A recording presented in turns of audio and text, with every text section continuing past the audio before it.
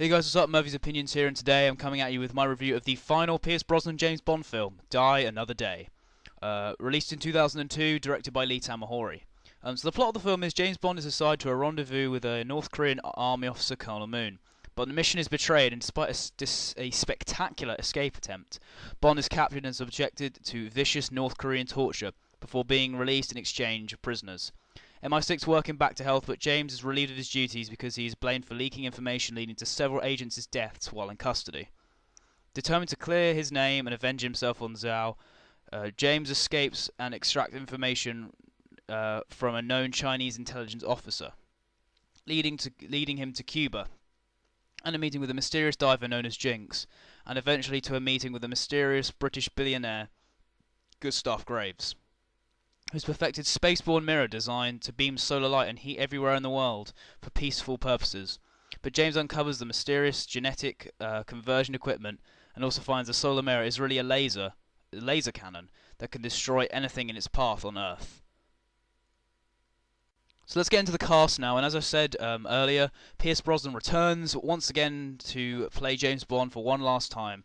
And I've got to say, I definitely say he's definitely not as good as he was in the previous three films. It's not really to do with it's not really Brosnan's fault though, I think. It's more to do with just the script he's given is just awful. Like, I think one thing I will go on to say later on is how just awfully written this film is. The dialogue is just very, very bad, and unfortunately Pierce Brosnan can't really... His performance is good, but it could have been a lot better, I think, if given better dialogue, I think. And then we obviously got the Bond girl Hinks, played by Halle Berry. I think she's one of the most, I'd say, overrated. I think she's just not a very good Bond girl. I think they try to make her, this independent woman, and try to make her like an equal, but it doesn't really. They don't really follow through on it. She ends up getting captured and has to be rescued by James anyway, so it kind of cancels it out anyway, and. She just comes across, I think, as just really annoying, and I really just don't think she's that good of a Bond girl. And I think there are Bond girls in the series who may not have been as, tough and couldn't, fire guns or whatever, but they had more interest. I honestly just didn't find this character that interesting. And then you've got Toby Stephens and Will Yun Lee, both playing Gustav Graves. I mean, obviously, in the film, he changes his complexion to an Englishman and becomes Toby Stephens, and I never really got why they did this. I mean, I don't get why they didn't just have Will Yun Lee be the villain throughout. I don't get why they had to change his complexion. It just didn't really make sense to me. But anyway, I think the Gustav Graves villain is one of the worst. I think the whole premise of it is just stupid. It just doesn't really make much sense. I just how would the British secret intelligence not know that Graves has only been alive for was it 6 months, and I don't get how they wouldn't have known this. And the whole villain is just stupid, really, and as I'll go on to say later, the plot is just ridiculous, and its whole motive, I think, is very dumb. And we've got Miranda Frost, played by Rosamund Pike. She's alright, she's not terrible in this film.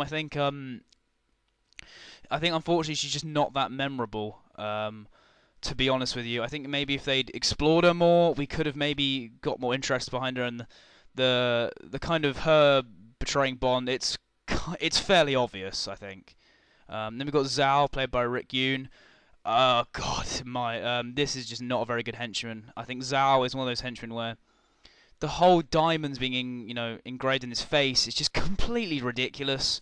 It's so stupid, and then his face obviously gets kind of deformed because Bond interrupts his face transplant or whatever it is, and it just looks ridiculous throughout the whole film. I think for the most part, it's the henchmen that work for Graves are just pretty forgettable. And then we've got General Moon, played by Kenneth Sang, I believe that's pronounced. If it's not, I apologise. Again, this character's not really explored that much. I think he actually could have been, more emotional, if when he does die and is killed by his own son. But because the character's not really explored that much, we don't really feel anything when he actually dies. Just really forgettable, really. And then we've got Mr. Kill as well, played by Lawrence McCaury, I believe. Again, just a very forgettable henchman. and just a very lazy name as well. And then obviously you've got the MI6 regulars. Judi Dench playing M. She's fine once again. Bit weird though that after The World Is Not Enough, after she gets captured, she's out in the field again. It's just a bit weird, to be honest with you. And Q, this time played by John Cleese. He's actually not too bad. I mean, he's definitely nowhere near as good as Desmond Llewellyn, but I think if Cleese had gotten more time to kind of settle into the role, he actually may become very, very good. In this film, he's fine. He's he's definitely not the bumbling idiot that he was when he was R in The World Is Not Enough. So it's good to see that he kind of gains the respect of Bond and everything. But again, fine, but didn't leave a huge impression. The Moneypenny character, in all honesty, I think is really ruined here. In the end of the film, they just play her for laughs, and she uses the virtual reality to get off with Bond and stuff, and it's just really sad. That's just the way I see it. The Moneypenny character the whole thing with Bond, her relationship with Bond, it was never actually love, in my opinion. I don't know why they went that route anyway. It just made Moneypenny look really just sad, really. The score for this film is done by David Arnold, and it's honestly not that great, to be honest with you. I thought his contributions to The World Is Not Enough and even Tomorrow Never Dies I thought were actually very good. But this one's just a bit of a step down, I think. I will say that the Bond versus Oakenfold theme, basically his version of the Bond theme with, I think it's David Oakenfold, or they work together on their own version of the Bond theme. And it's actually very good, actually. I think it's a very underrated version of the Bond theme. But the rest of the score is just pretty forgettable and just not that great, if I'm being honest with you. Definitely one of the weaker scores in the series. So, some of the scenes in Die Another Day I think that I really need discussion as well. Firstly, I think the opening title sequence is actually quite fun. It's not, it's like ridiculous over-the-top action, but it's still enjoyable to watch, obviously, and you've got some fun chases with the invisible car. Some of the action sequences there are quite good. But God, one scene I really want to talk about is that CGI windsurfing scene. God, it's so awful. For 2002, even at the time in 2002, it just looks terrible. And I honestly, overall, I'm just going to say my overall thoughts now on this film. I think Die Another Day, in my opinion, is the worst entry into the series. I don't mind, kind of over-the-top Bond action. I think it can be done well, but this is terrible, I think. The cast, for the most part, is just very, very bad. The plot, I don't usually criticize Bond films for their plot, but this one is ridiculous. It's like, they try to combine all the different elements of different films and try and put it into one, and it's just ridiculous. And oh God, because it was the 40th anniversary, they tried to cram in all loads of references to previous films, and they try and be like, look, and it's done really badly. Whereas I think, as I'll go on to say in my Skyfall review, Skyfall does it in a more loving way. But this way, they just try and force loads of references, and it's really just very distracting and just annoying, really.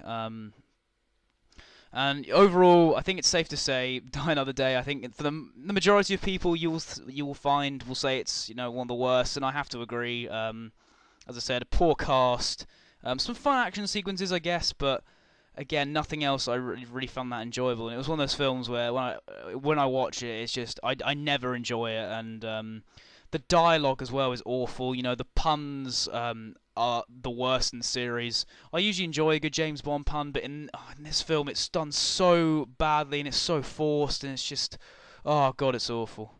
Anyway, guys, thank you for watching my review of Die Another Day. Next, I'll be reviewing Casino Royale. Like the video, comment below, subscribe to my main channel, follow me on Twitter and Ask.fm, and once again, thank you for watching, guys.